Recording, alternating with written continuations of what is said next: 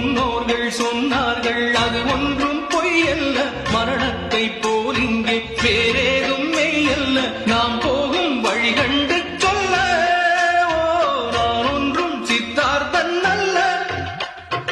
உடல் என்ன, உயிர் என்ன, உறவென்ன, உலகென்ன, விதி என்ன, விடை என்ன மனமே.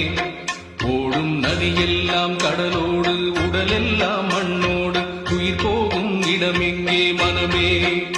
இந்த வாழ்க்கை வாடிக்கை, இது வாழ வேடிக்கை. இன்பம் தேடி வாழும் ஜீவன் எல்லாம் தவிக்குது துடிக்குது. உடல் என்ன, உயிர் என்ன,